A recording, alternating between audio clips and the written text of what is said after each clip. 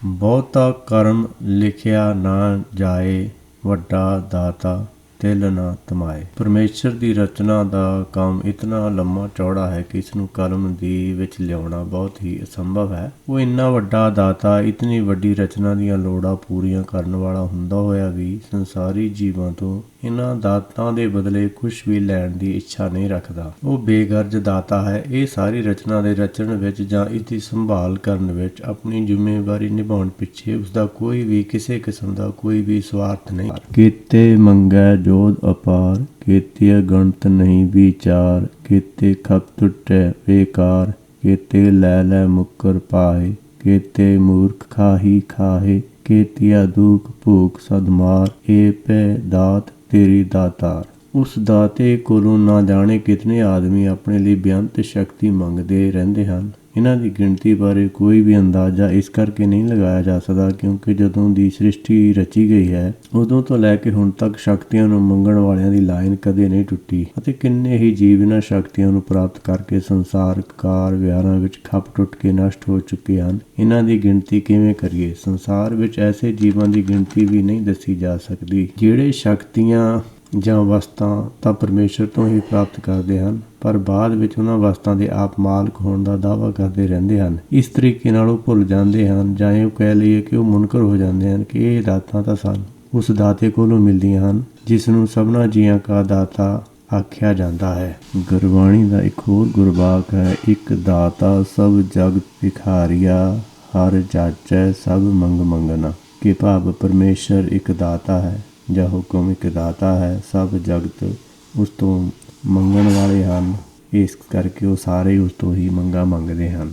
ਅਤੇ ਐਸੇ ਵੀ ਮੂਰਖ ਸੰਸਾਰ ਵਿੱਚ ਕਿਤਨੇ ਹੀ ਹਨ ਜਿਨ੍ਹਾਂ ਨੂੰ ਇਹ ਪਤਾ ਹੀ ਨਹੀਂ ਕਿ ਸਾਨੂੰ ਪ੍ਰਾਪਤ ਜੋ ਕੁਝ ਹੋ ਰਿਹਾ ਹੈ, ਅਸੀਂ ਪਹਿਨ ਖਾ ਰਹੇ ਹਾਂ, ਉਹ ਸਾਨੂੰ ਕਿਵੇਂ ਮਿਲਿਆ ਹੈ, ਇਸ ਦੇ ਪਿੱਛੇ ਕਿਹੜੀ ਸ਼ਕਤੀ ਕੰਮ ਕਰਦੀ ਹੈ। ਅਤੇ ਐਸੇ ਵੀ ਜੀਵ ਸੰਸਾਰ ਵਿੱਚ ਅਣਗਿਣਤ ਹਨ ਜੋ ਭੁੱਖਮਰੀ ਦੀ ਮਾਰ ਹੇਠ ਸਦਾ ਹੀ ਦੁੱਖ ਭੋਗਦੇ ਰਹਿੰਦੇ ਹਨ, ਭਾਵ ਜਿਨ੍ਹਾਂ ਨੂੰ ਰੱਜ ਕੇ ਖਾਣ ਜੋਗੀ ਰੋਟੀ ਨਹੀਂ ਮਿਲਦੀ। ਪਰ ਗੁਰਮਤਿ ਦੀ ਦ੍ਰਿਸ਼ਟੀ ਵਿੱਚ ਇਹ ਤਾਂ ਦੁੱਖ ਭੁੱਖ ਦੀ ਮਾਰ ਨੂੰ ਪਰਮੇਸ਼ਰ ਦੀ ਦਾਤ ਸਮਝ ਕੇ ਹੀ ਸਵੀਕਾਰਿਆ ਗਿਆ ਹੈ। ਗੁਰਮਤਿ ਵਿੱਚ ਫਰਮਾਨ ਹੈ, ਜੇ ਸੁਖ ਦੇ ਤਾਂ ਤੁਝੇ ਅਰਾਧੀ, ਦੁੱਖ ਵੀ ਤੁਝੇ ਧਿਆਈ। ਜੇ ਭੁੱਖ ਦੇ ਤਾਂ ਇਤ ਹੀ ਰਾਜਾ, ਦੁੱਖ ਵਿੱਚ ਸੁਖ ਮਨਾਈ। ਇਸ ਦਾ ਭਾਵ ਹੈ ਕਿ ਜੇ ਸੁੱਖ ਹੋਵੇ ਜਾਂ ਦੁੱਖ ਹੋਵੇ ਮੈਂ ਤੇਰੇ ਹੀ ਹੁਕਮ ਵਿੱਚ ਚੱਲਣਾ। ਜਿਵੇਂ ਕਿ ਗੁਰਬਾਣੀ ਦਾ ਇੱਕ ਹੋਰ ਗੁਰਬਾਕ ਹੈ, ਸੁਖ ਦੁੱਖ ਦੋਨੋਂ ਸਮ ਕਰ ਜਾਣੇ ਔਰ ਮਾਨ ਅਪਮਾਨਾ। ਹਰਖ ਸੋਗ ਤੇ ਰਹੇ ਅਤੀਤਾ, ਤਿਨੀ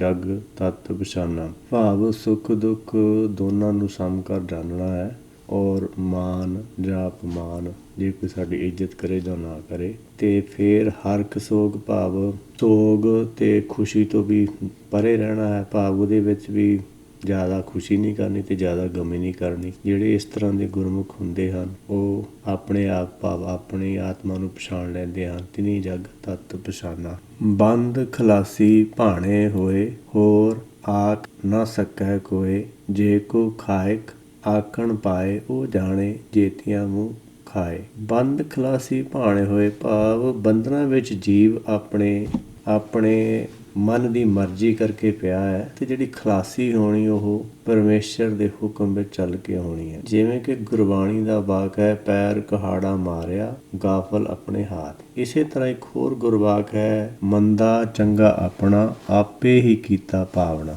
ਹੁਕਮ ਕੀਏ ਮਨ ਭਾਵਦੇ, ਰਾਹੇ ਭੀੜੇ ਅੱਗੇ ਜਾਵਣਾ। ਹੁਣ ਇੱਥੇ ਵੀ ਇਹੋ ਹੀ ਸਪਸ਼ਟ ਹੈ ਕਿ ਜਿਹੜਾ ਚੰਗਾ ਜਾਂ ਮੰਦਾ ਇਹ ਮੰਨਦਾ ਹੈ ਉਹਦੇ ਕਰਕੇ ਇਹਨੂੰ ਕੀਤਾ ਭਾਵ ਉਹਦਾ ਹਿਸਾਬ ਕਿਤਾਬ ਚੁਕਾਉਣਾ ਪੈਂਦਾ ਹੈ। ਭਾਵ ਜਬ ਜਾਣੇ ਮੈਂ ਕਿਛ ਕਰਤਾ ਤਬ ਲਗ ਗਰਭ ਜੋਨ ਵਿੱਚ ਕਰਤਾ। ਜੇ ਇਸ ਗੱਲ ਨੂੰ ਮੰਨਦਾ ਹੈ ਤਾਂ ਇਹਦੇ ਕਰਕੇ ਇਹ ਬੰਧਨਾਂ ਵਿੱਚ ਪਿਆ ਹੈਗਾ ਤੇ ਉਹਦੇ ਨਾਲ ਵੱਜਿਆ ਹੋਇਆ ਹੈਗਾ ਤੇ ਨਾਲੇ ਆਪਣੀ ਮਨ ਦੀ ਮਰਜ਼ੀ ਕਰਕੇ ਇਹ ਆਪਣੇ ਆਪ ਨੂੰ ਦੋਸ਼ੀ ਮੰਨਦਾ ਹੈਗਾ ਕਿ ਮੈਂ ਆਹ ਚੰਗਾ ਕੀਤਾ ਹੈ, ਆਹ ਮਾੜਾ ਕੀਤਾ ਹੈ। ਹੁਣ ਜਿਹੜੀ ਖਲਾਸੀ ਹੋਣੀ ਆ ਉਹ ਭਾਣੇ ਵਿੱਚ ਚੱਲਣ ਦੇ ਨਾਲ ਹੋਣੀ ਹੈ। ਜਿਵੇਂ ਕਿ ਗੁਰਬਾਣੀ ਦਾ ਵਾਕ ਹੈ, ਫੂਟੋ ਅੰਡਾ ਭਰਮ ਕਾ, ਮਨੇ ਭੈ ਪ੍ਰਗਾਸਾ। ਕਾਟੀ ਬੇਰੀ ਪਗੇ ਤੇ ਗੁਰ ਕੀਨੀ ਬੰਦ ਖਲਾਸਾ।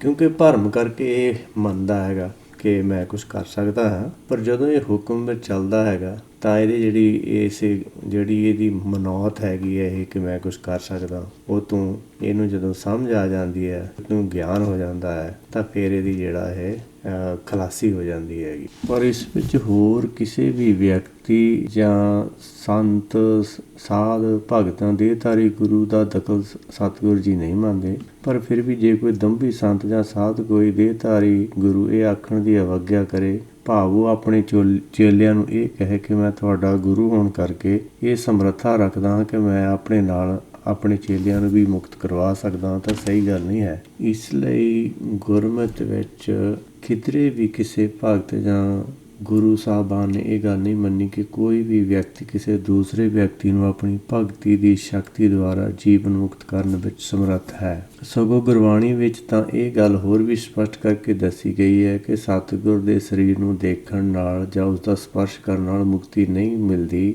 ਮੁਕਤੀ ਤਾਂ ਸਿਰਫ ਸਤਿਗੁਰ ਦਾ ਉਪਦੇਸ਼ ਮਨ ਵਿੱਚ ਵਸਾਉਣ ਨਾਲ ਤੇ ਉਸ ਉਪਦੇਸ਼ ਦੀ ਵਿਚਾਰ ਨਾਲ ਹੀ ਸੰਭਵ ਹੈ। ਹੁਕਮ ਹੈ, ਸਤਿਗੁਰ ਨੂੰ ਸਭ ਕੋ ਵੇਖਦਾ, ਜੇਤਾ ਜਗਤ ਸੰਸਾਰ, ਡਿਠੈ ਮੁਕਤੀ ਨਾ ਹੋਵੇ, ਜਿਚਰ ਸ਼ਬਦ ਨਾ ਕਰੇ ਵਿਚਾਰ। ਸੋ ਗੁਰ ਸ਼ਬਦ ਨਾਲ ਹੀ ਮੁਕਤੀ ਸੰਭਵ ਹੈ। ਜਿਵੇਂ ਕਿ ਗੁਰਬਾਣੀ ਦਾ ਇੱਕ ਹੋਰ ਵੀ ਗੁਰਵਾਕ ਹੈ, ਸੇਵਕ ਸਿੱਖ ਪੂਜਣ ਸਭ ਆਵੈ, ਸਭ ਗਾਵੈ ਹਰ ਹਰ ਉੱਤਮ ਬਾਣੀ, ਗਾਵਿਆ ਸੁਣਿਆ ਤਿਨ ਕਾ ਹਰ ਥਾਏ ਪਾਏ, ਜਿਨ ਸਤਿਗੁਰ ਕੀ ਆਗਿਆ ਸਤ ਸਤ ਕਰ ਮਾਨੀ। ਹੁਣ ਇਸ ਤੋਂ ਸਾਫ਼ ਸਪਸ਼ਟ ਹੈ ਕਿ ਜਿੰਨਾ ਚਿਰ ਆਪਾਂ ਗੁਰਬਾਣੀ ਜਾਂ ਗੁਰੂ ਕੀ ਸੇਵਾ ਸ਼ਬਦ ਵਿਚਾਰ ਨਹੀਂ ਕਰਦੇ, ਉਨਾ ਚਿਰ ਆਪਾਂ ਨੂੰ ਬਾਣੀ ਤੋਂ ਜ਼ਿਆਦਾ ਲਾਭ ਪ੍ਰਾਪਤ ਨਹੀਂ ਹੋ ਸਕਦਾ। ਸੋ ਗੁਰ ਸ਼ਬਦ ਨਾਲ ਹੀ ਮੁਕਤੀ ਸੰਭਵ ਹੈ।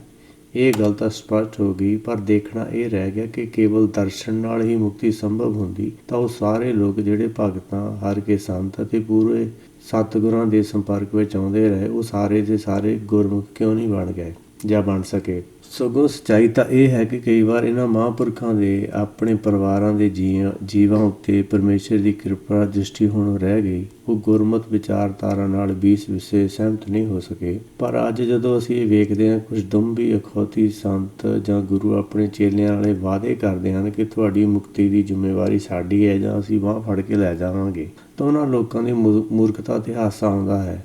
ਜਦੋਂ ਕਿ ਉਹ ਗੁਰਬਾਣੀ ਨੂੰ ਵੀ ਸਤਿਕਾਰ ਨਾਲ ਮੰਨਦੇ ਹਨ, ਪੜ੍ਹਦੇ ਹਨ ਤੇ ਇਸ ਦਾ ਉਪਦੇਸ਼ ਆਪਣੇ ਚੇਲਿਆਂ ਨੂੰ ਕਰਦੇ ਹਨ, ਫਿਰ ਸਮਝ ਨਹੀਂ ਆਉਂਦੀ ਕਿ ਉਹ ਆਪਣੇ ਚੇਲਿਆਂ ਨੂੰ ਇਹ ਝੂਠਾ ਭਰੋਸਾ ਕਿਹੜੇ ਗ੍ਰੰਥ ਦੀ ਕਿਸ ਲਿਖਤ ਦੇ ਆਧਾਰ ਤੇ ਦਿੰਦੇ ਹਨ।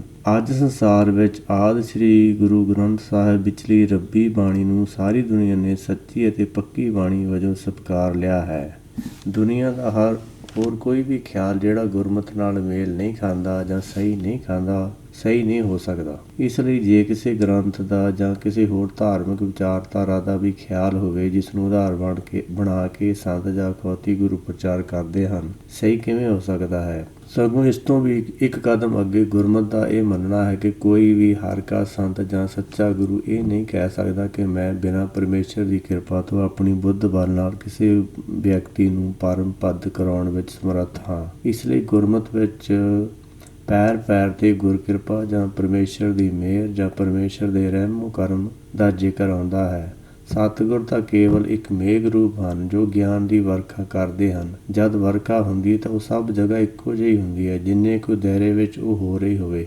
ਪਰ ਕੰਕਰ ਪੱਥਰਾਂ ਤੇ, ਪਥਰੀਲੀ ਧਰਤੀ ਤੇ ਅਤੇ ਕੱਲਰ ਧਰਤੀ ਤੇ ਜਾਂ ਉਪਜਾਊ ਧਰਤੀ ਤੇ ਉਸ ਦਾ ਅਸਰ ਵੱਖਰਾ ਵੱਖਰਾ ਹੁੰਦਾ ਹੈ। ਉਸ ਦਾ ਕਾਰਨ ਇਹੋ ਗੁਰੂ ਕਿਰਪਾ ਹੈ। ਸਤਿਗੁਰ ਕੀ ਬਾਣੀ ਤਾਂ ਹਰ ਕੋਈ ਸੁਣਦਾ ਹੈ, ਜਾਂ ਇਉਂ ਕਹਿ ਲਓ ਕਿ ਬਹੁਤ ਲੋਕ ਸੁਣਦੇ ਹਨ, ਪਰ ਅਸਰ ਕਿਸੇ ਤੇ ਉਤਨਾ ਹੀ ਹੈ, ਜਾਂ ਇਹੋ ਕਹੋ ਉਹ ਜਿਹਾ ਹੀ ਹੈ ਜਿਹੋ ਜਿਹਾ ਕਿ ਉਹਨਾਂ ਉੱਪਰ ਪਰਮੇਸ਼ਰ ਦੀ ਕਿਰਪਾ ਹੋਵੇ। ਇਸ ਲਈ ਸਾਹਿਬ ਸ੍ਰੀ ਗੁਰੂ ਗ੍ਰੰਥ ਸਾਹਿਬ ਜੀ ਦੇ ਅੰਤ ਵਿੱਚ ਇਸ ਖਿਆਲ ਦਾ ਪ੍ਰਗਟਾਵਾ ਇਉਂ ਹੋਇਆ ਹੈ, ਤੇਰਾ ਕੀਤਾ ਜਾਤੋ ਨਾਹੀ, ਮੈਨੂੰ ਜੋਗ ਕੀ ਤੋਈ, ਮੈਂ ਨਿਰਗੁਣ ਆਰੇ ਕੋ ਗੁਣ ਨਾਹੀ, ਆਪੇ ਤਰਸ ਪਿਓਈ।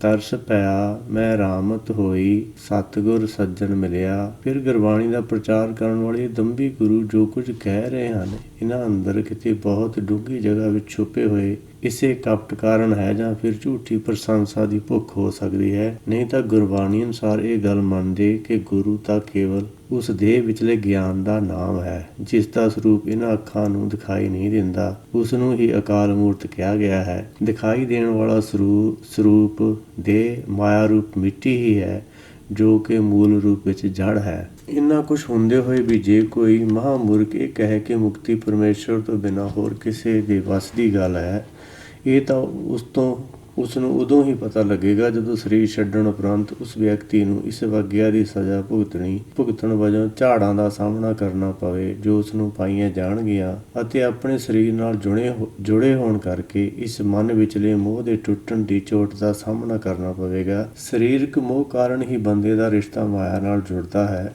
ਜੋ ਆਦਮੀ ਸਰੀਰ ਨਾਲ ਜੁੜਿਆ ਹੋਇਆ ਹੈ ਉਹ ਅਸਲ ਵਿੱਚ ਮਾਇਆ ਦੀ ਠਗੌਰੀ ਦਾ ਸ਼ਿਕਾਰ ਹੈ। ਇਹ ਗੱਲ ਉਹਨਾਂ ਪਖੰਡੀ ਗੁਰੂਆਂ ਵਾਸਤੇ ਕਹੀ ਗਈ ਹੈ ਜਿਹੜੇ ਭੋਲੇ ਭਾਲੇ ਲੋਕਾਂ ਨੂੰ ਆਪਣੇ ਸਰੀਰ ਨਾਲ ਜੋੜ ਕੇ ਵਿਅਕਤੀ ਪੂਜਾ ਕਰਾਉਂਦੇ ਹਨ।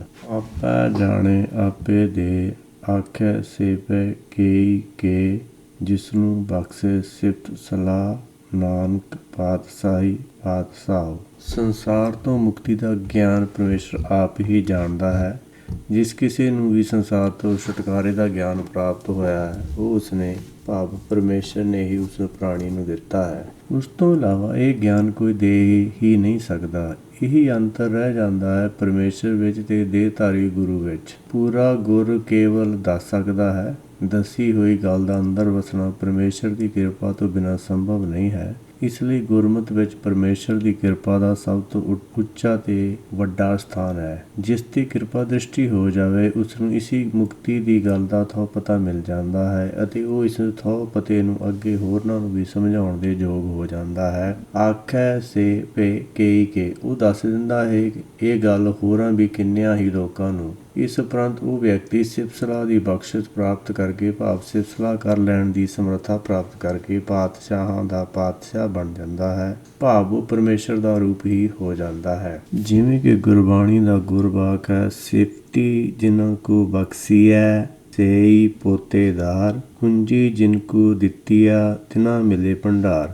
ਭਾਵ ਕਿ ਜਿਨ੍ਹਾਂ ਤੇ ਪਰਮੇਸ਼ਰ ਦੀ ਕਿਰਪਾ ਹੋਈ ਹੈ ਉਹੀ ਪਰਮੇਸ਼ਰ ਦੀ ਸਿਫਤ ਸਲਾਹ ਕਰਦੇ ਹਨ ਤੇ ਉਹਨਾਂ ਨੂੰ ਇਹ ਭਾਵ ਵਿਵੇਕ ਬੁੱਧ ਮਿਲੀ ਹੈ ਤਾਂ ਕਿ ਉਹ ਹੋਰ ਦੂਸਰਿਆਂ ਨੂੰ ਇਸ ਭੰਡਾਰ ਦਾ ਗਿਆਨ ਦੇ ਕੇ ਇਸ ਖਜ਼ਾਨੇ ਦਾ ਪਤਾ ਦੱਸ ਕੇ ਉਹਨਾਂ ਨੂੰ ਅੱਗੇ ਤੋਂ ਅੱਗੇ ਉਹਨਾਂ ਦੇ ਗਿਆਨ ਵਿੱਚ ਵਾਧਾ ਕਰ ਸਕਣ।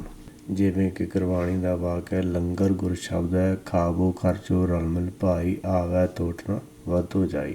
ਅਮੁੱਲ ਗੁਣ ਅਮੁੱਲ ਵਪਾਰ, ਅਮੁੱਲ ਵਪਾਰੀਏ ਅਮੁੱਲ ਭੰਡਾਰ, ਅਮੁੱਲ ਆਵੈ ਅਮੁੱਲ ਲੈ ਜਾਹੇ, ਅਮੁੱਲ ਭਾਏ ਅਮੁੱਲਾ ਸਮਾਹੇ। ਕਰਤੇ ਪੁਰਖ ਦਾ ਇੱਕ ਇੱਕ ਗੁਣ ਇਤਨਾ ਕੀਮਤੀ ਹੈ ਕਿ ਸ੍ਰਿਸ਼ਟੀ ਦੀ ਸਾਰੀ ਸਮੱਗਰੀ ਵੀ ਉਸਦੀ ਕੀਮਤ ਵਜੋਂ ਘੱਟ ਹੈ, ਬਹੁਤ ਹੀ ਘੱਟ ਹੈ ਜਾਂ ਮਾਮੂਲੀ ਹੈ। ਇਸ ਲਈ ਸਤਿਗੁਰੂ ਜੀ ਨੇ ਅਮੁੱਲ ਗੁਣ ਆਖਿਆ ਹੈ। ਇਹਨਾਂ ਗੁਣਾਂ ਦਾ ਵਪਾਰ ਤਾਂ ਗੁਰਮੁਖਾਂ ਨੇ ਕੀਤਾ ਹੈ ਬਿਨਾਂ ਕਿਸੇ ਦੁਨਿਆਵੀ ਮਾਇਆ ਰੂਪੀ ਧਨ ਦੇ ਆਦਾਨ ਪ੍ਰਦਾਨ ਤੋਂ, ਭਾਵ ਕਿਸੇ ਭੇਟਾ ਲੈਣ ਤੋਂ ਬਗੈਰ। ਕਹਿਣ ਤੋਂ ਭਾਵ ਇਹ ਹੈ ਕਿ ਇਹਨਾਂ ਸੱਚੇ ਗੁਣਾਂ ਵਿੱਚ ਸੱਚਾ ਆਪ ਵਸਦਾ ਹੈ ਜੋ ਸਭ ਦਾ ਮਾਲਕ ਹੈ ਅਤੇ ਇਹ ਗੁਣ ਵੀ ਉਸ ਵਿੱਚ ਪ੍ਰਗਟ ਹੁੰਦੇ ਹਨ ਜੋ ਮਾਇਆ ਨੂੰ ਆਤਮਘਾਤੀ ਜ਼ਹਿਰ ਵਜੋਂ ਪਛਾਣ ਲਵੇ। ਉਹ ਸੱਚ ਨੂੰ ਪਛਾਣਨ ਵਾਲਾ, ਸੱਚ ਦੀ ਕੀਮਤ ਜਾਣਨ ਵਾਲਾ, ਸੱਚ ਦੇ ਕੇ ਸੱਚ ਦੇ ਬਦਲੇ ਵਿੱਚ ਆਤਮਘਾਤੀ ਜ਼ਹਿਰ ਲੈ ਕੇ ਖਾ ਲਵੇ, ਐਸਾ ਤਾਂ ਸੋਚਿਆ ਵੀ ਨਹੀਂ ਜਾ ਸਕਦਾ। ਇਸ ਲਈ ਸੱਚ ਕਦੇ ਵੀ ਕਿਤੇ ਵਿਕਦਾ ਨਹੀਂ ਵੇਖਿਆ। ਇਹ ਤਾਂ ਕੇਵਲ ਸਤਿਗੁਰ ਪਾਸੋਂ ਮਨ ਵੇਚ ਕੇ ਉਸ ਦੇ ਇਵਜ਼ ਵਜੋਂ ਮਿਲਦਾ ਹੈ। ਐਸਾ ਹੀ ਪ੍ਰਮਾਣ ਗੁਰਬਾਣੀ ਵਿੱਚ ਆਉਂਦਾ ਹੈ, ਕੰਚਨ ਸਿਉ ਪਾਈਏ ਨਹੀਂ ਤੋਲ, ਮਨ ਦੇ ਰਾਮ ਲਿਆ ਹੈ ਮੋਲ। ਇਹੀ ਕਾਰਨ ਹੈ ਕਿ ਅੱਜ ਤੱਕ ਕਿਸੇ ਵੀ ਸੰਤ ਜਾਂ ਭਗਤ ਜਾਂ ਕਿਸੇ ਸਤਿਗੁਰ ਨੇ ਇਹਨਾਂ ਪਰਮੇਸ਼ਰ ਦੇ ਅਮੁੱਲ ਗੁਣਾਂ ਦਾ ਵਪਾਰ ਕਰਦਿਆਂ ਕਿਧਰੇ ਇਹਨਾਂ ਗੁਣਾਂ ਦੀ ਖਰੀਦੋ ਫਰੋਖਤ ਵਿੱਚ ਕਿਸੇ ਕਿਸਮ ਦੀ ਧਨ ਦੌਲਤ ਤੇ ਲੈਣ ਦੇਣ ਦੀ ਗੱਲ ਨਹੀਂ ਕੀਤੀ। ਉਹਨਾਂ ਦਾ ਭਾਵ ਹੈ ਕਿ ਸੰਸਾਰ ਵਿੱਚ ਉਹ ਚੀਜ਼ ਮਿਲ ਸਕਦੀ ਹੈ ਜਿਸ ਦੀ ਕੋਈ ਕੀਮਤ ਪਾਈ ਜਾ ਸਕੇ। ਸੰਸਾਰ ਵਿੱਚ ਮਾਇਆ ਰੂਪੀ ਹਰ ਵਸਤੂ ਦੀ ਕੀਮਤ ਤਾਂ ਪਾਈ ਜਾ ਸਕਦੀ ਪਰ ਮਾਇਆਪਤੀ ਦੀ ਨਹੀਂ। ਇਸ ਲਈ ਧਰਮ ਦੇ ਭੇਸ ਵਿੱਚ ਅਖੌਤੀ ਧਰਮਾਂ ਦੀਆਂ ਦੁਕਾਨਾਂ ਤੇ ਵਿਕਣ ਵਾਲਾ ਸੱਚ ਸਹੀ ਮਾਇਨਿਆਂ ਵਿੱਚ ਸੱਚ ਨਾ ਹੋ ਕੇ ਝੂਠ ਹੀ ਹੈ। ਸਤਿਗੁਰ ਜੀ ਇਹਨਾਂ ਅਮੁੱਲ ਗੁਣਾਂ ਨੂੰ ਕਿਸੇ ਲਾਲਚ ਦੇ ਜਾਂ ਮਾਇਆ ਦੇ ਬਦਲੇ ਵਪਾਰ ਕਰਨ ਤੋਂ ਗੁਰਮੁਖਾਂ ਨੂੰ ਵਰਜਦੇ ਹਨ। ਉਹਨਾਂ ਦਾ ਕਹਿਣਾ ਹੈ ਕਿ ਇਹ ਅਮੁੱਲ ਭੰਡਾਰ ਜਿਸ ਰੇਟ ਤੇ ਪਰਮੇਸ਼ਰ ਵੱਲੋਂ ਪ੍ਰਾਪਤ ਹੋਇਆ ਹੈ ਉਸੇ ਰੇਟ ਤੇ ਅੱਗੇ ਦੇਣਾ ਚਾਹੀਦਾ ਹੈ। ਅਮਾਨਤ ਵਿੱਚ ਖਿਆਨਤ ਨਹੀਂ ਕਰਨੀ ਚਾਹੀਦੀ। ਗੱਲ ਵੀ ਸਹੀ ਹੈ, ਜਦ ਪਰਮੇਸ਼ਰ ਵੱਲੋਂ ਇਹ ਬਿਨਾਂ ਕਿਸੇ ਧਨ ਦੌਲਤ ਦੇ ਸਾਨੂੰ ਪ੍ਰਾਪਤ ਹੁੰਦਾ ਹੈ ਤਾਂ ਫਿਰ ਸਾਨੂੰ ਇਸ ਦੀ ਕੀਮਤ ਵਸੂਲ ਕਰਨ ਦਾ ਕੀ ਅਧਿਕਾਰ ਹੈ। ਜੇ ਕਿਸੇ ਨੂੰ ਅਮੁੱਲ ਗੁਣਾਂ ਦਾ ਵਪਾਰ ਕਰਨਾ ਚੰਗਾ ਲੱਗ ਜਾਵੇ ਜਾਂ ਇਹ ਕਹੋ ਜਿਹੜਾ ਵਿਅਕਤੀ ਇਹਨਾਂ ਗੁਣਾਂ ਦਾ ਧਾਰਨੀ ਹੋ ਕੇ ਇਹਨਾਂ ਦੇ ਫ੍ਰੀ ਵੰਡਣ ਵਿੱਚ ਖੁਸ਼ੀ ਪ੍ਰਾਪਤ ਕਰਨ ਲੱਗ ਜਾਵੇ ਤਾਂ ਉਹ ਆਪ ਅਮੁੱਲ ਹੋ ਕੇ ਉਹ ਗੁਣਾਂ ਦੇ ਸਮੁੰਦਰ ਵਿੱਚ ਸਮਾ ਜਾਂਦਾ ਹੈ। ਅਮੁੱਲ ਧਰਮ, ਅਮੁੱਲ ਦੀਵਾਨ, ਅਮੁੱਲ ਤੁਲ, ਅਮੁੱਲ ਪ੍ਰਵਾਨ, ਅਮੁੱਲ ਬਖਸ਼ੀਸ, ਅਮੁੱਲ ਨਿਸ਼ਾਨ, ਅਮੁੱਲ ਕਰਮ, ਅਮੁੱਲ ਪ੍ਰਮਾਣ। ਉਸ ਪਰਮੇਸ਼ਰ ਦੀ ਦਰਗਾਹ ਵਿੱਚ ਕੋਈ ਵੀ ਐਸੀ ਚੀਜ਼ ਨਹੀਂ ਜਿਸ ਦੀ ਸ੍ਰਿਸ਼ਟੀ ਵਿਚਲੀ ਸਾਰੀ ਧਨ ਦੌਲਤ ਨਾਲ ਕੀਮਤ ਪਾਈ ਜਾ ਸਕੇ। ਪਰਮੇਸ਼ਰ ਦਾ ਧਰਮ ਅਮੁੱਲ ਹੈ। ਉਹ ਸਾਰੀ ਸ੍ਰਿਸ਼ਟੀ ਪੈਦਾ ਕਰਕੇ ਉਸਦੀਆਂ ਸਾਰੀਆਂ ਲੋੜਾਂ ਦੀ ਜ਼ਿੰਮੇਵਾਰੀ ਆਪਣੇ ਉੱਪਰ ਲਈ ਹੋਈ ਹੈ। ਹੁਣ ਇਸ ਜ਼ਿੰਮੇਵਾਰੀ ਨੂੰ ਸਹੀ ਢੰਗ ਨਾਲ ਅਥਵਾ ਪੂਰੀ ਜ਼ਿੰਮੇਵਾਰੀ ਨਾਲ ਅਤੇ ਪੂਰੀ ਇਮਾਨਦਾਰੀ ਨਾਲ ਨਿਭਾ ਰਿਹਾ ਹੈ। ਇਹੀ ਉਸਦਾ ਧਰਮ ਬਣਦਾ ਵੀ ਸੀ। ਇਸ ਸੰਸਾਰ ਵਿੱਚ ਇਸ ਤਰੀਕੇ ਨਾਲ ਆਪਣੇ ਜ਼ਿੰਮੇ ਲੈ ਗਏ ਕਿਸੇ ਕੰਮ ਦਾ ਨਿਰਵਾਹ ਕੋਈ ਆਦਮੀ ਪੂਰੀ ਇਮਾਨਦਾਰੀ ਅਤੇ ਸੱਚੀ ਲਗਨ ਨਾਲ ਜੇ ਕਰੇ ਤਾਂ ਉਸ ਨੂੰ ਵੀ ਇੱਕ ਮਹਾਨ ਵਿਅਕਤੀ ਗਿਣਿਆ ਜਾਂਦਾ ਹੈ। ਪਰਮੇਸ਼ਰ ਦਾ ਫਰਜ਼ ਉਹ ਆਪ ਪਰਮੇਸ਼ਰ ਜ਼ਿੰਮੇਵਾਰੀ ਨਾਲ ਨਿਭਾ ਰਿਹਾ ਹੈ। ਸਾਰੇ ਜੀਵਾਂ ਦੀ ਉਸ ਨੂੰ ਚਿੰਤਾ ਰਹਿੰਦੀ ਹੈ। ਜਿਵੇਂ ਕਿ ਸੁਖਮਨੀ ਸਾਹਿਬ ਵਿੱਚ ਗੁਰਵਾਕ ਹੈ, ਸਰਬ ਕੀ ਚਿੰਤਾ ਜਿਸ ਮਨ ਮਾਹੇ ਤਿਸ ਤੇ ਬਿਰਤਾ ਕੋਇ ਨਾਹੀ। ਇਸ ਲਈ ਸਤਿਗੁਰੂ ਜੀ ਉਸਦੇ ਇਸ ਗੁਣ ਨੂੰ ਅਮੁੱਲ ਧਰਮ ਅਤੇ ਅਮੁੱਲ ਦੀਵਾਨ, ਉਸਦੀ ਹਕੂਮਤ, ਉਸਦੇ ਰਾਜ ਨੂੰ ਵੀ ਅਮੁੱਲ ਹੀ ਆਖਦੇ ਹਨ। ਉਸਦਾ ਸੱਚ ਅਤੇ ਝੂਠ ਨੂੰ ਤੋਲ ਕੇ ਪਰਖ ਲੈਣ ਵਾਲਾ ਕੰਜਾ ਤਰਾਜੂ ਵੀ ਬੇਕੀਮਤੀ ਹੈ। ਝੂਠ ਅਤੇ ਸੱਚ ਨੂੰ ਪਰਖ ਕੇ ਨਿਰੋਲ ਸੱਚ ਨੂੰ ਅੱਡ ਕਰ ਲੈਣ ਉਪਰੰਤ ਸੱਚ ਨੂੰ ਆਪਣੇ ਵਿੱਚ ਲੀਨ ਕਰ ਲੈਣ ਦੀ ਸਮਰੱਥਾ ਵੀ ਅਮੁੱਲ ਹੈ।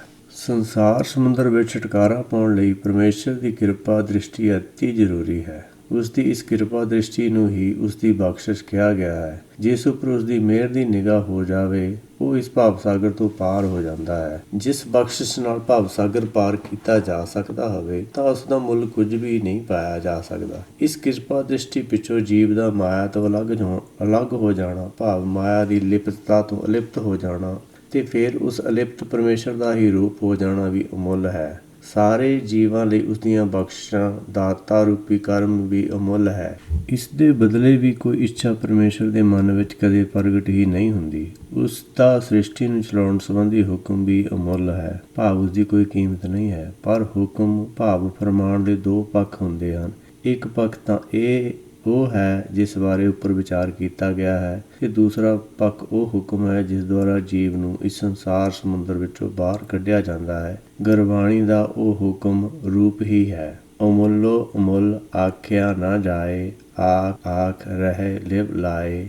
ਆਖੈ ਵੇਦ ਪਾਠ ਪੁਰਾਣ, ਆਖੈ ਪੜ੍ਹੇ ਕਰੇ ਵਖਿਆਣ। ਪਰਮੇਸ਼ਰ ਅਮੁੱਲ ਹੈ, ਜਾਂ ਇਉਂ ਕਹੀਏ ਕਿ ਗੁਰਮਤਿ ਵਿਚਲਾ ਗਿਆਨ ਬੇਕੀਮਤੀ ਹੈ ਅਤੇ ਇਸ ਦਾ ਮੁੱਲ ਦਾ ਵਿਖਿਆਨ ਕਰਨਾ ਭਾਵ ਆਖਿਆ ਜਾਣਾ ਅਤੀ ਕਠਿਨ ਹੈ। ਇਸ ਬਾਰੇ ਭਗਤ ਕਬੀਰ ਜੀ ਕਥਨ ਕਰਦੇ ਹਨ, ਬੋਲ ਅਬੋਲ ਮੱਧ ਹੈ ਸੋਈ, ਜਿਸ ਦਾ ਅਰਥ ਇਹ ਹੈ ਕਿ ਗੂੰਗੇ ਦੇ ਗੁੜ ਖਾਣ ਵਾਲੀ ਗੱਲ ਹੈ। ਉਹ ਦੱਸ ਨਹੀਂ ਸਕਦਾ, ਸਿੱਧੇ ਤੌਰ ਤੇ ਬੋਲ ਨਹੀਂ ਸਕਦਾ, ਪਰ ਸੰਕੇਤ ਕਰਕੇ ਸਮਝਾਉਣ ਦੀ ਕੋਸ਼ਿਸ਼ ਕਰਦਾ ਹੈ। ਇਸੇ ਲਈ ਬਾਣੀ ਦਾ ਇਤਨਾ ਲੰਬਾ ਚੌੜਾ ਵਿਸਥਾਰ ਹੋ ਗਿਆ। ਜੋ ਕੁਝ ਵੀ ਦੱਸਿਆ ਗਿਆ ਸਭ ਸਿੱਧੀ ਜਾਣਕਾਰੀ ਹੋਣ ਕਰਕੇ ਸਪਸ਼ਟਤਾ ਬਣੀ ਰਹੀ ਹੈ, ਕਿਉਂਕਿ ਗੱਲ ਵਿੱਚ ਬੁੱਝਣ ਵਾਲੀ ਹੈ। ਜੇ ਗੱਲ ਸਪਸ਼ਟ ਰੂਪ ਵਿੱਚ ਕਹੀ ਜਾਂ ਦੱਸੀ ਜਾਣ ਵਾਲੀ ਹੁੰਦੀ ਤਾਂ ਇੰਨੇ ਲੰਬੇ ਵਿਸਥਾਰ ਦੀ ਲੋੜ ਹੀ ਨਹੀਂ ਸੀ ਪੈਣੀ। ਜੋ ਕੁਝ ਵੀ ਬੋਲਿਆ ਗਿਆ ਹੈ, ਸ਼ਬਦ ਭੇਦ ਹਰ ਵੇਲੇ ਬਣਿਆ ਰਹਿੰਦਾ ਹੈ। ਸਭ ਕੁਝ ਕਹਿਣ ਦੇ ਬਾਵਜੂਦ ਵੀ ਬੁੱਝਣ ਵਾਸਤੇ ਕੁਝ ਬਾਕੀ ਬਚਿਆ ਰਹਿੰਦਾ ਹੈ। ਜੋ ਬਾਕੀ ਬਚਿਆ ਹੈ, ਜਿਸ ਨੇ ਉਹ ਬੁੱਝ ਲਿਆ ਤਾਂ ਸਮਝ ਲਓ ਕਿ ਉਸਨੇ ਸਭ ਕੁਝ ਪ੍ਰਾਪਤ ਕਰ ਲਿਆ,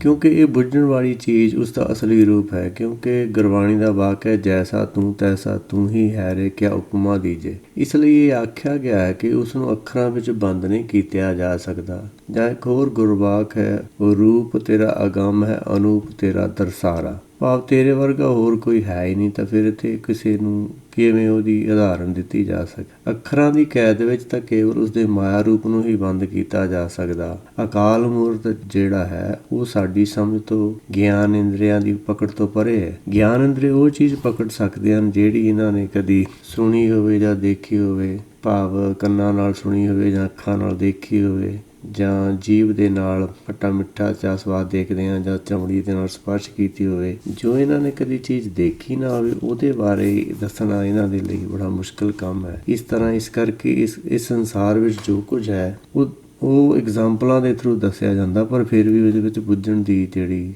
ਗੱਲ ਉਹ ਵਿੱਚੇ ਰਹਿ ਜਾਂਦੀ ਹੈਗੀ ਹੈ। ਕਿਉਂਕਿ ਗੁਰਬਾਣੀ ਦਾ ਵਾਕ ਹੈ, ਜਿਸ ਨੂੰ ਤੂੰ ਜਣਾਏ ਸੋਈ ਜਨ ਜਾਣੇ, ਹਰ ਗੁਣ ਸਦ ਹੀ ਆਖ ਵਖਾਣੇ। ਇਹੀ ਭਾਵ ਇਸ ਉਪਰੋਕਤ ਪੰਕਤੀ ਵਿੱਚ ਛੁਪਿਆ ਹੋਇਆ ਕਿ ਉਸਦੀ ਜਾਣਕਾਰੀ ਬਿਆਨ ਤੋਂ ਬਾਹਰ ਹੈ। ਜਿਨ੍ਹਾਂ ਲੋਕਾਂ ਨੇ ਉਪਰੋਕਤ ਵਿਚਾਰ ਅਨੁਸਾਰ ਉਸ ਪਰਮੇਸ਼ਰ ਨੂੰ ਕਹਿਣ ਤੋਂ ਬਾਹਰ ਬੁੱਝਣ ਵਾਲੀ ਗੱਲ ਵਜੋਂ ਮੰਨਿਆ ਹੈ, ਉਹ ਤਾਂ ਉਸਦਾ ਵਿਖਿਆਨ ਕਰਦੇ ਕਰਦੇ ਜਾਂ ਸੁਣਦੇ ਬੁੱਝ ਕੇ ਉਸ ਵਿੱਚ ਸਮਾ ਗਏ। ਪਰ ਕੁਝ ਐਸੇ ਲੋਕ ਹਨ ਜਿਨ੍ਹਾਂ ਨੇ ਇਸ ਵਿਚਾਰਧਾਰਾ ਦੇ ਸਮਾਨਾਂਤਰ ਇੱਕ ਨਵੀਂ ਵਿਚਾਰਧਾਰਾ ਨੂੰ ਜਨਮ ਦਿੱਤਾ, ਜਿਹੜੀ ਕਿ ਉਹਨਾਂ ਦੇ ਆਪਣੇ ਗਿਆਨ ਦੇ ਆਧਾਰ ਉੱਤੇ ਖੜੀ ਸੀ। ਇਸ ਲਈ ਉਸਨੇ ਕੁਝ ਸਿੱਧਾ ਅਤੇ ਸਪਸ਼ਟ ਆਖਣ ਦਾ ਦਾਅਵਾ ਪੇਸ਼ ਕੀਤਾ, ਜਿਸ ਤੋਂ ਸਿਮਰਤੀਆਂ ਅਤੇ ਸ਼ਾਸਤਰਾਂ ਨੇ ਜਨਮ ਲਿਆ। ਇਹਨਾਂ ਵਿੱਚ ਇਹ ਨਿਸ਼ਚਿਤ ਕਰ ਦਿੱਤਾ ਗਿਆ ਕਿ ਪਰਮੇਸ਼ਰ ਦੀ ਦ੍ਰਿਸ਼ਟੀ ਵਿੱਚ ਗਲਤ ਕੀ ਹੈ ਅਤੇ ਠੀਕ ਕੀ ਹੈ, ਪੁੰਨ ਕੀ ਹੈ ਅਤੇ ਪਾਪ ਕੀ ਹੈ। ਲਿਖਿਆ ਜਾਂ ਤਾਂ ਇਹਨਾਂ ਨੇ ਸਭ ਕੁਝ ਉਹ ਜਿਹੜਾ ਇਹਨਾਂ ਲੋਕਾਂ ਨੂੰ ਉਸ ਵੇਲੇ ਚੰਗਾ ਜਾਂ ਮਾੜਾ ਲੱਗਦਾ ਸੀ, ਪਰ ਇਸ ਆਪਣੀ ਮਨਮਤ ਨੂੰ ਪਰਮੇਸ਼ਰ ਦੀ ਮੱਤ ਦੱਸ ਕੇ ਲੋਕਾਂ ਨੂੰ ਗੁੰਮਰਾਹ ਕਰ ਦਿੱਤਾ। ਇਹ ਸਿਲਸਿਲਾ ਅੱਜ ਤੱਕ ਵੀ ਚਾਲੂ ਹੈ। ਇਸੇ ਗੱਲ ਦਾ ਵਿਸਤਾਰ ਸਤਿਗੁਰੂ ਜੀ ਅਗਲੀਆਂ ਪੰਕਤੀਆਂ ਵਿੱਚ ਕਰਦੇ ਦਿਖਾਈ ਦਿੰਦੇ ਹਨ। ਹੁਣ ਸਤਿਗੁਰੂ ਜੀ ਉਹਨਾਂ ਲੋਕਾਂ ਦੀ ਗੱਲ ਕਰਦੇ ਹਨ ਜਿਹੜੇ ਅਮੁੱਲ ਆਖਿਆ ਨਾ ਜਾਏ ਕਹਿੰਦੇ ਹਨ ਕਿ ਉਸ ਅਮੁੱਲ ਦੀ ਗਤਮਿਤ ਕਹੀ ਨਹੀਂ ਜਾ ਸਕਦੀ। ਇਸ ਵਿਚਾਰਧਾਰਾ ਤੋਂ ਹਟ ਕੇ ਆਪਣੇ ਆਪ ਨੂੰ ਗਤਮਿਤ ਜਾਣ ਲੈਣ ਦਾ ਵਾਰਸ ਸਮਝ ਬੈਠੇ ਅਤੇ ਉਹਨਾਂ ਨੇ ਸਿੱਧੇ ਤੇ ਸਪਸ਼ਟ ਰੂਪ ਵਿੱਚ ਦਰਗਾਹ ਵਿਚਲੇ ਸਾਰੇ ਭੇਦ ਸ਼ਾਸਤਰਾਂ ਵਿੱਚ ਲਿਖ ਦਿੱਤੇ। ਇਹਨਾਂ ਨੂੰ ਸ਼ਾਸਤਰਾਂ ਦਾ ਗਿਆਨ ਕਿਹਾ ਗਿਆ। ਇਸ ਵਿਚਾਰਧਾਰਾ ਨੂੰ ਮੰਨਣ ਵਾਲੇ ਰਿਸ਼ੀ ਮੁਨੀ ਇਹਨਾਂ ਨੂੰ ਫੜ ਕੇ ਇਸ ਨਵੀਂ ਵਿਚਾਰਧਾਰਾ, ਜਿਹੜੀ ਕਿ ਬ੍ਰਹਮ ਗਿਆਨ ਤੋਂ ਹਟਵੀਂ ਸੀ, ਦਾ ਵਿਖਿਆਨ ਕਰਨ ਲੱਗ ਪਏ। ਆਖੈ ਬਰਮੈ, ਆਖੈ ਇੰਦ, ਆਖੈ ਗੋਪੀ ਤੈ ਗੋਵਿੰਦ, ਆਖੈ ਈਸਰ, ਆਖੈ ਸਿੱਧ, ਆਖੈ ਕੇਤੇ ਕੀਤੇ ਬੁੱਧ, ਆਖੈ ਦਾਨਵ, ਆਖੈ ਦੇਵ, ਆਖੈ ਸੁਰ ਨਰ ਮੁਨ ਜਨ ਸੇਵ। ਸ਼ਾਸਤਰਾਂ ਦਾ ਇਹ ਗਿਆਨ ਜਿਹੜਾ ਰਿਸ਼ੀ ਮੁਨੀਆਂ ਨੇ ਪੁਰਾਣਾ ਅਤੇ ਸਿਮਰਤੀਆਂ ਵਿੱਚ ਲਿਖਿਆ, ਉਸ ਨੂੰ ਮੁਕਤੀ ਦਾ ਦਾਤਾ ਮੰਨ ਕੇ ਬ੍ਰਾਹਮਣ ਲੋਕਾਂ ਨੇ ਪ੍ਰਚਾਰਿਆ ਕਿ ਉਸ ਵੇਲੇ ਦੇ ਰਾਜਿਆਂ ਨੇ, ਜਿਹੜੇ ਆਪਣੇ ਆਪ ਨੂੰ ਦੇਵਤੇ ਜਾਂ ਰਾਜੇ ਮੰਨਦੇ ਸੀ ਜਾਂ ਅਖਵਾਉਂਦੇ ਸੀ, ਆਪਣੀ ਪਰਜਾ ਵਿੱਚ ਇਸ ਵਿਚਾਰਧਾਰਾ ਨੂੰ ਪ੍ਰਫੁੱਲਤ ਕਰਵਾਇਆ ਅਤੇ ਪਰਜਾ ਵਿੱਚ ਇਸ ਭੇਦ ਭਗਤੀ ਦੀ ਵਿਚਾਰਧਾਰਾ ਨੂੰ ਹੀ ਅਸਲੀ ਭਗਤੀ ਭਾਵ ਅਭੇਦ ਭਗਤੀ ਮੰਨ ਕੇ ਅਪਣਾਉਂਦੀ ਰਹੀ। ਸਾਰੇ ਇਸਤਰੀ ਪੁਰਸ਼ ਵਿਅਕਤੀ ਪੂਜਕ ਬਣ ਕੇ ਰਹਿ ਗਏ। ਉਸ ਤੋਂ ਬਾਅਦ ਸ਼ਿਵ ਭਗਤਾਂ ਅਤੇ ਸਿੱਧਾਂ ਨੇ ਵੀ ਇਸੇ ਵਿਚਾਰਧਾਰਾ ਨੂੰ ਪ੍ਰਚਾਰਿਆ। ਹੋਰ ਵੀ ਕਿੰਨੇ ਹੀ ਬੁੱਧੀਮਾਨ ਬੁੱਧ ਮਤ ਦੇ ਧਾਰਨੀਆਂ ਨੇ ਇਸ ਵਿਚਾਰਧਾਰਾ ਦਾ ਪ੍ਰਚਾਰ ਕੀਤਾ। ਕੀ ਦੇਵਤੇ ਤੇ ਕੀ ਰਾਖਸ਼, ਸਾਰੇ ਦੇ ਸਾਰੇ ਇਸ ਵਿਚਾਰਧਾਰਾ ਨੇ ਆਪਣੇ ਕਲਾਵੇ ਵਿੱਚ ਜਕੜ ਲਏ ਅਤੇ ਉਹ ਕਲਾਵਾ ਅੱਜ ਤੱਕ ਵੀ ਬਾਵਜੂਦ ਭਗਤਾਂ ਤੇ ਗੁਰੂ ਸਾਹਿਬਾਨ ਦੇ ਜ਼ੋਰ ਦੇਣ ਨਾਲ ਢਿੱਲਾ ਕਰਕੇ ਖੋਲ੍ਹ ਦੇਣ ਦੇ ਜਿਉਂ ਦਾ ਤਿਉਂ ਜਨਤਾ ਨੂੰ ਆਪਣੇ ਜਕੜ ਵਿੱਚ ਰੱਖੀ ਬੈਠਾ ਹੈ। ਜਿਸ ਤੋਂ ਇਹ ਪਤਾ ਲੱਗਦਾ ਹੈ ਕਿ ਗੁਰਬਾਣੀ ਦੀ ਇਹ ਗੱਲ ਅਜੇ ਤੱਕ ਵੀ ਲੋਕਾਂ ਦੇ ਕੰਨ ਤੱਕ ਨਹੀਂ ਅੱਪੜੀ। ਪਰ ਜੇ ਅੱਪੜੀ ਹੁੰਦੀ ਤਾਂ ਉਹਨਾਂ ਮਹਾਂਪੁਰਸ਼ਾਂ ਨੇ, ਜਿਨ੍ਹਾਂ ਦੇ ਹੱਥਾਂ ਵਿੱਚ ਹਜ਼ਾਰਾਂ ਸਾਲਾਂ ਤੋਂ ਧਰਮ ਦਾ ਪ੍ਰਚਾਰ ਕੰਮ ਚੱਲਿਆ ਆਉਂਦਾ ਹੈ, ਜਿਹੜੇ ਸਿਮਰ ਸ਼ਾਸਤਰਾਂ ਦੀ ਮੱਤ ਦੇ ਪ੍ਰਚਾਰਕ ਸਨ, ਉਹਨਾਂ ਨੇ ਗੁਰਮਤਿ ਅਤੇ ਸਿਮਰ ਸ਼ਾਸਤਰ ਦੀ ਮੱਤ ਵਿੱਚ ਜੋ ਅੰਤਰ ਸੀ, ਉਸ ਨੂੰ ਆਪਣੀ ਬੁੱਧ ਤੇ ਕਲਾ ਨਾਲ ਅਲੋਪ ਕਰ ਦਿੱਤਾ। ਜਿਸ ਤੋਂ ਹੁਣ ਭੇਦ ਭਗਤੀ ਤੇ ਅਭੇਦ ਭਗਤੀ, ਅਵਤਾਰਵਾਦ ਅਤੇ ਨਿਰੰਕਾਰੀ ਭਗਤੀ ਦਾ ਰੂਪ ਅੱਡ-ਅੱਡ ਵੇਖਣਾ ਜਾਂ ਨਿਖੇੜਨਾ ਮੁਸ਼ਕਲ ਹੋ ਗਿਆ ਹੈ, ਕਿਉਂਕਿ ਭਗਤੀ ਦਾ ਇਹ ਰੰਗ ਤਾਂ ਲੋਕਾਂ ਦੇ ਮਨਾਂ ਉੱਤੇ ਰਿਸ਼ੀ ਮੁਨੀਆਂ ਤੋਂ ਲੈ ਕੇ ਦੇਵਤਿਆਂ ਅਤੇ ਸਧਾਰਨ ਆਦਮੀਆਂ ਉੱਤੇ ਬਹੁਤ ਪਹਿਲਾਂ ਤੋਂ ਹੀ ਚੜ੍ਹਿਆ ਚੱਲਿਆ ਆ ਰਿਹਾ ਹੈ, ਜਿਸ ਦੀਆਂ ਜੜ੍ਹਾਂ ਹਰ ਹਿਰਦੇ ਵਿੱਚ ਕੈਂਸਰ ਵਾਂਗ ਫੈਲੀਆਂ ਹੋਈਆਂ ਹਨ। ਭਾਵੇਂ ਭਗਤੀ ਕਾਲ ਵਿੱਚ ਤੇ ਉਸ ਤੋਂ ਬਾਅਦ ਗੁਰੂ ਸਾਹਿਬਾਨ ਨੇ ਇਸ ਬਿਮਾਰੀ ਦੀ ਦਵਾਈ ਭਾਵ ਗੁਰਮਤਿ ਲੋਕਾਂ ਨੂੰ ਪੀਣ ਜਾਂ ਛਕਣ ਵਾਸਤੇ ਦੱਸੀ ਸੀ ਅਤੇ ਨਾਲ ਹੀ ਨਾਲ ਕੁਝ ਪਰਹੇਜ਼ ਵੀ ਦੱਸੇ ਸਨ। ਜਿਸ ਗੁਰਮੁਖ ਨੇ ਇਹ ਦਵਾਈ ਵਰਤੀ ਤੇ ਪਰਹੇਜ਼ ਰੱਖਿਆ, ਉਸ ਦੀ ਬਿਮਾਰੀ ਪਰਮੇਸ਼ਰ ਨੇ ਕੱਟ ਦਿੱਤੀ ਤੇ ਅਰੋਗਤਾ ਬਖਸ਼ ਦਿੱਤੀ। ਜਿਨ੍ਹਾਂ ਭਗਤਾਂ ਨੇ ਮੂਰਤੀ ਪੂਜਾ ਦਾ ਖੰਡਨ ਕੀਤਾ ਜਾਂ ਮਾਲਾ ਦਾ ਖੰਡਨ, ਅੱਜ ਕੱਲ੍ਹ ਉਹਨਾਂ ਦੀਆਂ ਹੀ ਮੂਰਤੀਆਂ ਬਣੀਆਂ ਤੇ ਉਹਨਾਂ ਦੇ ਗਲਾਂ ਵਿੱਚ ਮਾਲਾ ਪਾ ਦਿੱਤੀ ਹੈ। ਇਸ ਕਰਕੇ ਆਮ ਜਨਤਾ ਨੂੰ ਇਹ ਸਮਝ ਨਹੀਂ ਆ ਰਹੀ ਕਿ ਕਿਹੜੀ ਭਗਤੀ ਠੀਕ ਹੈ ਤੇ ਕਿਹੜੀ ਗਲਤ ਹੈ। ਕੇਤੇ ਆਖੇ ਆਖਣ ਪਾਹੇ, ਕੇਤੇ ਕਹਿ ਉੱਠ ਜਾਏ, ਏਤੇ ਕੀਤੇ ਹੋਰ ਕਰੇ, ਤਾਂ ਆਖ ਨਾ ਸਕੇ ਕੇਈ ਕੇ, ਜੇਵੜ ਭਾਵੈ ਤੇਵੜ ਹੋਏ, ਨਾਨਕ ਜਾਣੈ ਸਾਚਾ ਸੋਏ, ਜੇ ਕੋ ਆਖੈ ਬੋਲ ਵਿਗਾੜ, ਤਾਂ ਲਿਖੀਐ ਸਿਰ